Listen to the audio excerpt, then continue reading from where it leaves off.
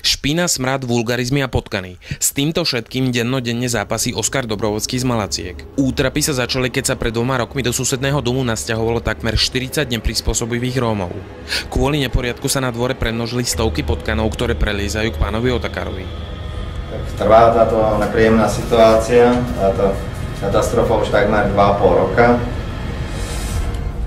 Proste teraz už je to oveľa lepšie, keďže sú tu tieto kamery, už nehádžu po mne kamene alebo tehly, už není to až také zlé, ale sa týka po tej stránke, že stále dýmia, pália všelijaké, čo ja viem. Koľko ich tam býva v tom jednom dvore? Teraz ich je okolo 40. No a vlastne 47 metrov štvorcových a okupujú, myslím, 400 alebo 500 metrov štvorcových, čiže okupujú cudzie pozemky.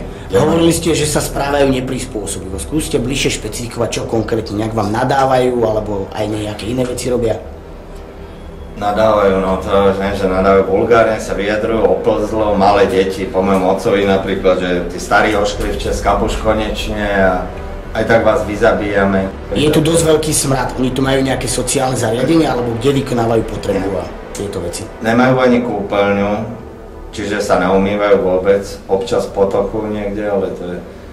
Nemajú kúpeľňu, dokonca WC, majú drevenú latrínu, ale tak na dvori je to vidieť, robia potrebu, kde ich napadne aj na ulici, pred susedmi, pred domami. Ste odhodlaní bojovať a nevzdať sa a veríte, že sa tá situácia vyrieši? Čo mi ostáva je, ja som práve, oni sú tu na cudzích pozemkoch, robia nám zle, ničia nám život, tak to, nepovažujem to ani, že bojovanie, ja sa len chránim proste moju rodinu, môjho otca, priateľku. Skúsili sme sa porozprávať aj so susedmi pána Dobrovodského. Ich reakciu si vypočujte sami.